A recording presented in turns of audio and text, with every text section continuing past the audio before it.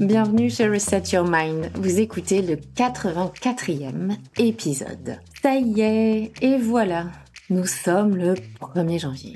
Ce moment un peu suspendu où l'on se réveille avec au choix un léger mal à la tête ou une envie de silence absolu. Mais souvent aussi, avec cette petite pression invisible qui murmure « Bon, et maintenant, va falloir la réussir ton année ». Comme si le simple fait d'avoir changé de calendrier allait miraculeusement résoudre tout ce que tu portais hier encore. Raté. Rien ne s'efface en une nuit, et honnêtement, c'est très bien ainsi. Arrêtons d'espérer de la magie du 1er janvier, où l'on oublie tout, et où l'on repart d'une feuille blanche. Nous ne sommes pas une feuille blanche, au contraire. Et si ce 1er janvier était vrai pour une fois? C'est exactement ce que j'ai envie de te proposer pour ce 1er janvier 2026. Un peu de vrai, beaucoup d'authenticité et pour une fois, beaucoup de toi. L'épisode qui suit est un des épisodes qui t'a profondément marqué aussi cette année. Résilience de la faiblesse à la force. Parce qu'on commence mieux une année lorsque l'on arrête de confondre force et dureté. Lorsque l'on cesse de se raconter qu'il faut tenir pour avancer, tenir coûte que coûte, quoi qu'il en coûte. Vous n'avez pas besoin d'être une version optimisée de vous-même. Vous avez besoin d'être. Nous avons tous besoin de plus d'alignement, de lucidité, d'ancrage en nous-mêmes. Tu sais, cette capacité à regarder à l'intérieur de nous et de nous dire « I got you, je suis là, tu es la personne sur qui tu peux le plus compter. Je suis derrière toi. Je suis la personne qui restera à tes côtés, no matter what. » Et surtout, choisir qui tu as envie d'être en 2026. Plutôt que de subir ce que tu penses que l'on attend de toi. Cet épisode, c'est une invitation, pas à te transformer, pas à performer, mais à te poser cette question pour toi, juste pour toi. Qui ai-je envie d'incarner en 2026 ? Vers qui ai-je envie de tendre ? Qu'est-ce que j'ai envie de mettre de plus dans ce mois de 2026 ? Et qu'est-ce que j'ai envie de mettre en moins, bien évidemment ? Qu'est-ce que j'ai envie de laisser en 2025 ? Et si tu ne sais pas par où commencer, t'inquiète pas, tu trouveras dans les commentaires de l'épisode un guide pas à pas pour faire le point, vraiment, et te propulser vers cette nouvelle année 2026. Si tu ne le trouves pas dans les commentaires de l'épisode, je te donne rendez-vous sur mon site web reset-yourmind.com. Dans la partie ressources, tu trouveras ton bonheur. Bonne écoute et surtout bienvenue en 2026. Dans le monde du digital dont je suis issue, c'est monnaie courante que de changer de stratégie, d'actionnaire, de politique de recrutement ou de priorité business. On s'adapte en permanence au marché, aux besoins de nos clients, aux compétiteurs. Cela implique des organisations qui sont acculturées à ces changements fréquents, puisque cela implique des réorganisations fréquentes au niveau national ou international. Des décisions stratégiques d'actionnaires aussi, qui peuvent chambouler tout un plan défini depuis longtemps. C'est aussi développer son agilité à intégrer ces changements, et ce n'est pas un luxe dans ce type de contexte, c'est une nécessité. Et c'est là que la résilience devient une force. Et si c'est vrai dans le monde du digital, ça l'est aussi dans beaucoup d'autres industries, il ne faut pas se leurrer. Alors, prenons un exemple pour vous remettre dans le contexte. Imaginez que vous êtes membre d'un CODIR ou d'un COMEX d'une entreprise internationale ou franco-française, peu importe. Et du jour au lendemain, les actionnaires décident de fermer certaines filiales ou de déprioriser certains marchés. Parce qu'ils ont décidé de se reconcentrer sur notre activité, ils veulent investir plus fortement dans un secteur innovant ou tout simplement repositionner la stratégie de l'entreprise. Bref. Vous n'avez pas votre mot à dire. Quand bien même soyez-vous membre d'un board. Mais vous êtes chargé de porter ce message aux équipes. Alors comment garder le cap, inspirer ses collaborateurs et ne pas vous épuiser au passage ? C'est précisément ce dont nous allons parler aujourd'hui. Pourquoi notre première réaction est-elle de résister ? Pourquoi persistons-nous envers et contre tout, sachant que cette résistance est inutile et surtout qu'elle peut nous mener droit au burn-out ? Quel est notre meilleur allié dans ce cas pour surfer sur les vagues du changement et reprendre les rênes, voire retrouver du fun malgré tout ? Et enfin, comment garder une vision à long terme, même lorsque tout semble chamboulé ? Parlons un peu de ce réflexe naturel de résistance. Lorsque des décisions imposées arrivent, que ce soit la fermeture d'un marché, la restructuration d'une filiale, une coupe budgétaire quelconque, notre premier réflexe est souvent de lutter, de nous y opposer. D'ailleurs, c'est valable aussi bien dans le contexte professionnel que personnel. Remémorez-vous la dernière fois que votre belle famille s'est invitée à l'improviste, je suis certaine que vous êtes déjà un peu plus dans l'ambiance de résistance. Et c'est là que des phrases du type « ça n'a pas de sens »,« mes équipes ne vont jamais s'en remettre » ou même « je vais tout faire pour garder le projet vivant ». Ce réflexe de résistance est tout ce qu'il y a de plus humain.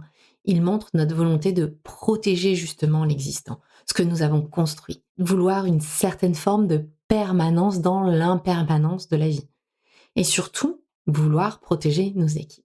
Alors, si cette résistance est humaine et tout ce qu'il y a de plus normal, tout changement suscite une phase de deuil.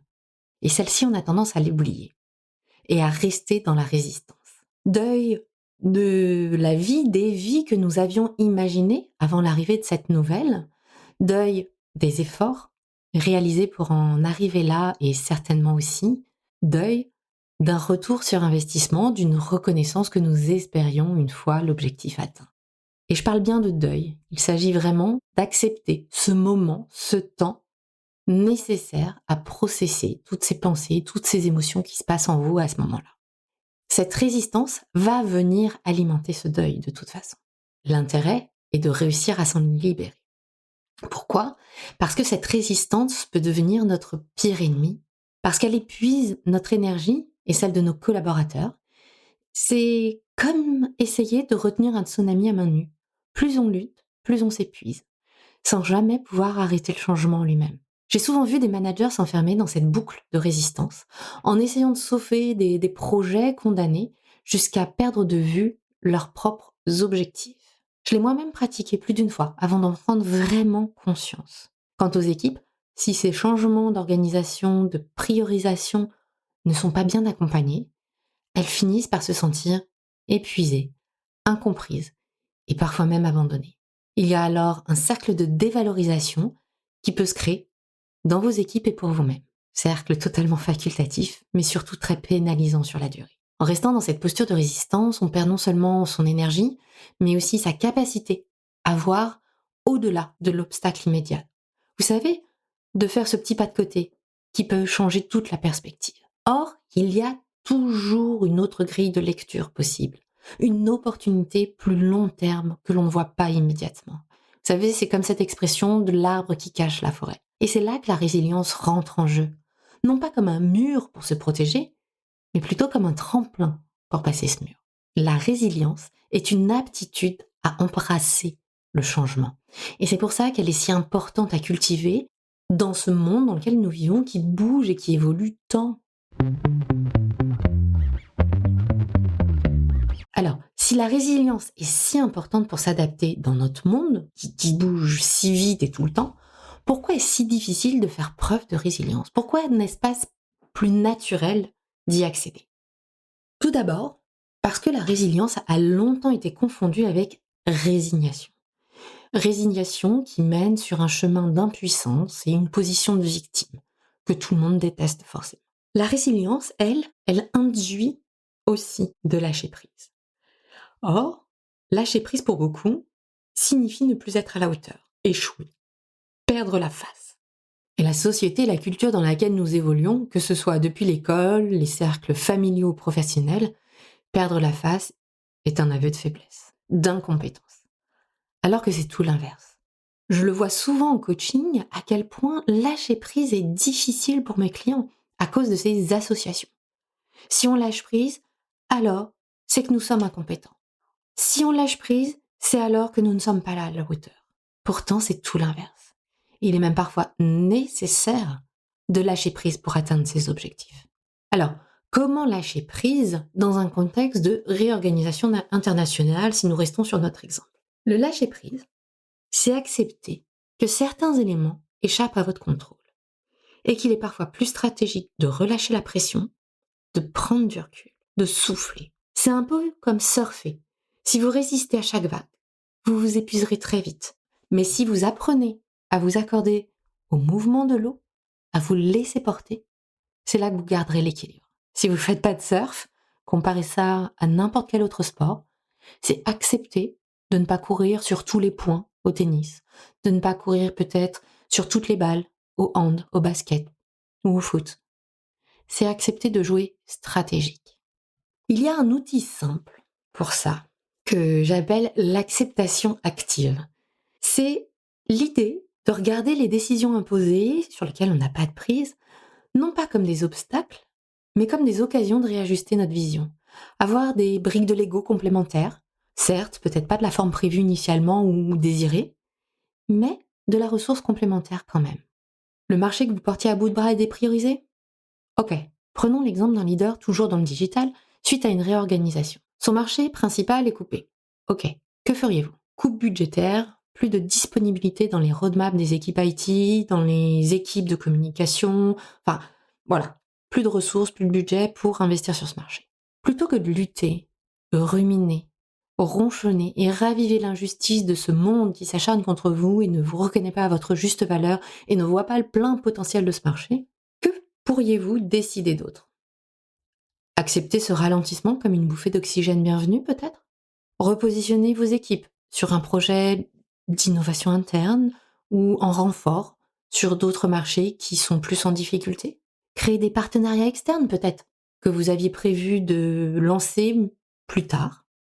En redéfinissant ainsi vos priorités, en acceptant que ce monde change perpétuellement, vous arriverez à remotiver vos collaborateurs et donner un nouveau souffle à vos équipes tout en restant alignés avec vos valeurs et celles de l'entreprise. En lâchant prise, vous pouvez passer outre ce deuil initial.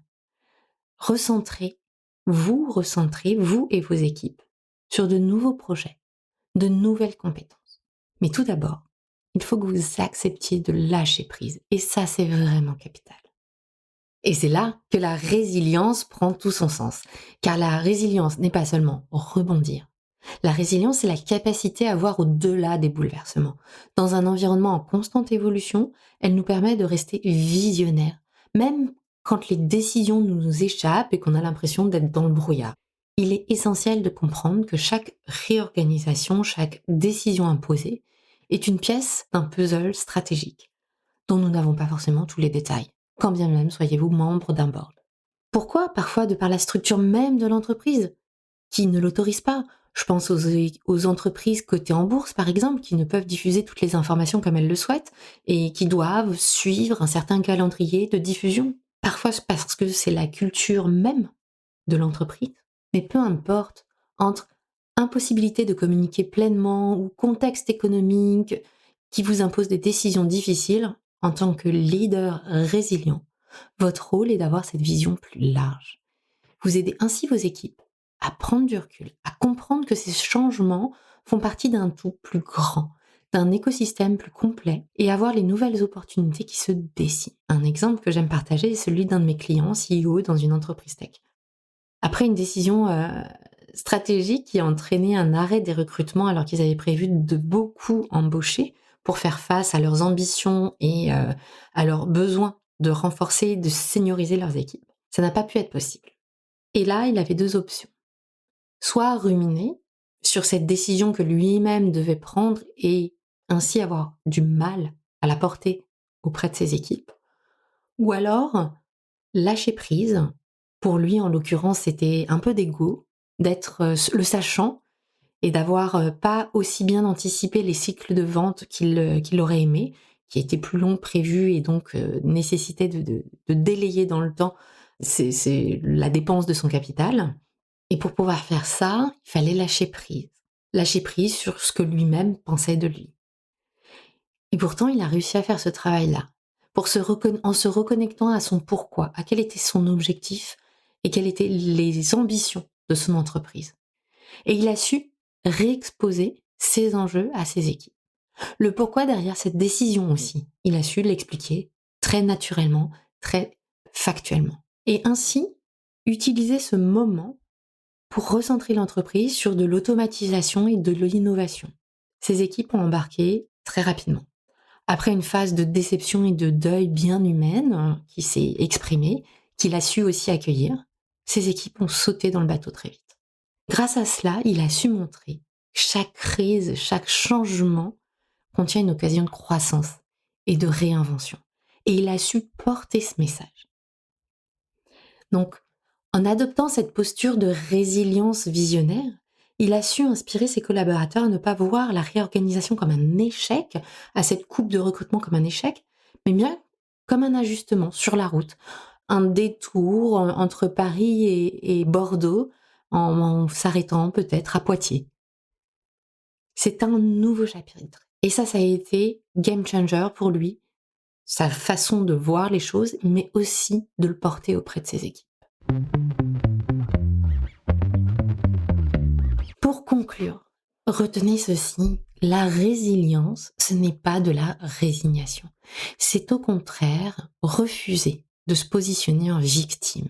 C'est une force fluide qui nous permet d'embrasser le changement, de voir au-delà de l'obstacle et de rester aligné avec notre vision. Même quand tout vacille et que vous avez l'impression d'être dans le brouillard. Alors, la prochaine fois que vous faites face à un changement imposé, posez-vous cette question. Comment puis-je m'accorder au mouvement et en tirer parti pour continuer d'avancer et ne pas ramer à contre-courant? J'espère que cette approche de la résilience vous inspirera. Je sais qu'en ce moment, c'est compliqué pour beaucoup d'entre vous. J'espère que ça vous encouragera à lâcher prise sans pour autant vous remettre entièrement en cause et entrer dans le flow pour devenir des leaders visionnaires capables de voir au-delà des vagues. Je vous dis à la semaine prochaine pour un épisode où l'on explorera d'autres stratégies pour continuer à évoluer dans ce monde en perpétuel mouvement.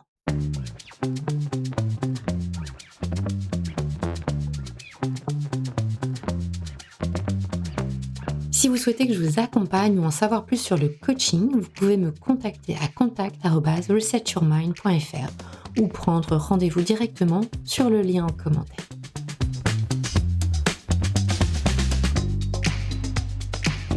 Psst, j'ai besoin de vous.